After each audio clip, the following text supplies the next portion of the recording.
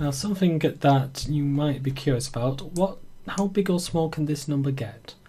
Well, it can go all the way down to 1 or all the way up to 8,000. After that, you have something called varchar max and n varchar max. And that can go up to 2 gigabytes. So that's what, 2 billion? So it might seem a very weird thing, 1 to 8,000 and then almost infinity. However, it's the way that it stores it. SQL stores rows basically in bunches of 8,096 bytes.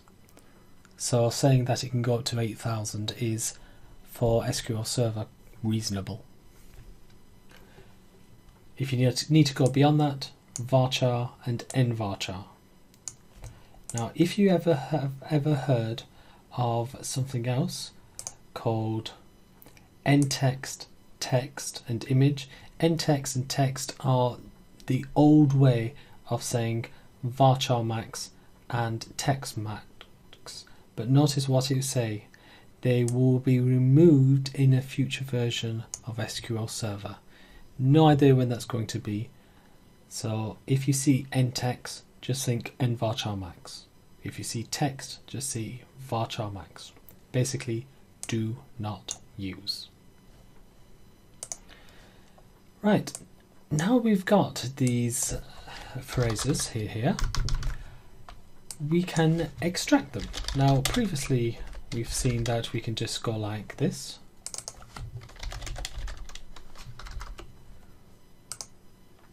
And get the results out in a query, in a table outputted from a select statement. If you've used other languages, you will know that you are able to get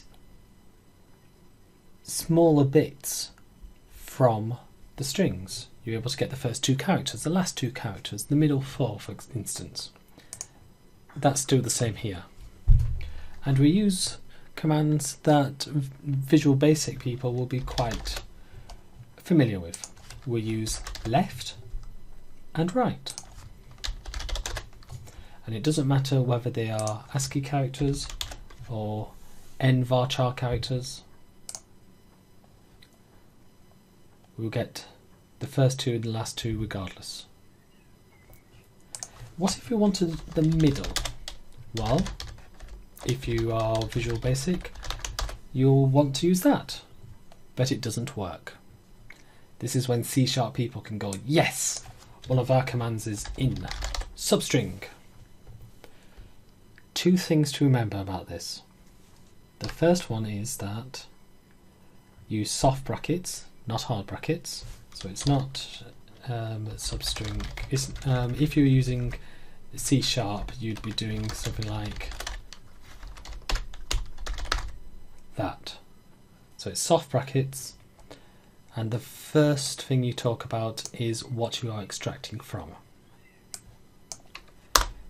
The second thing to remember is that C# is a zero-based language. So the first letter is letter number 0. That's not the case in VB.NET or VBA. That's not the case in SQL Server. The first letter is letter number 1. So have a look at this. What letters will it extract from this string? Now it doesn't extract the apostrophes. The apostrophes aren't actually part of the string. It's just there to say this is a string. So it's going to go to the third letter and it's going to get 2 letters. So it's going to get double L.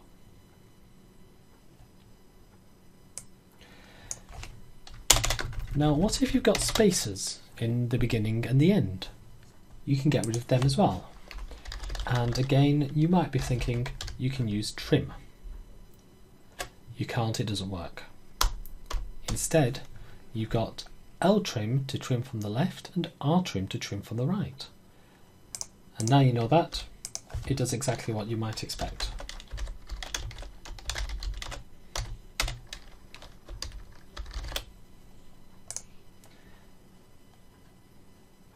that got them from the left.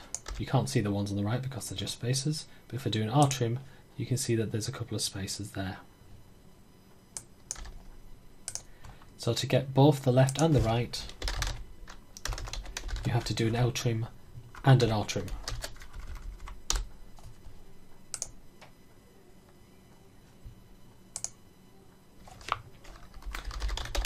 The final command I want to show you is replace.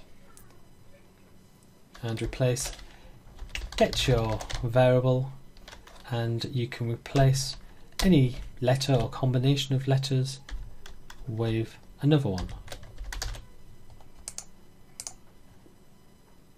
So I'm replacing the lowercase l with an uppercase. So here it's gone through the entirety of the hello string, not just taken the first L and replaced that with a capital L, but taken all the L's and replaced them with a capital L. Not that, of course, you have to do that to get it to capitals or lowercase. You can use the upper and lower command. In some languages that might be a U case or an L case. We use upper and lower here. So as you can see, here we have the hello in upper, here we have the hello in lower.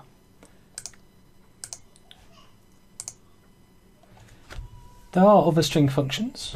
Very quickly, reverse takes it backwards. Space gives you lots of spaces. ASCII and Unicode give you the number here of the character. We've already taken len. Format we'll look at later, and concat we'll look at later as well. But the ones that I've shown you are the important ones, I think. So let's see how much you remember.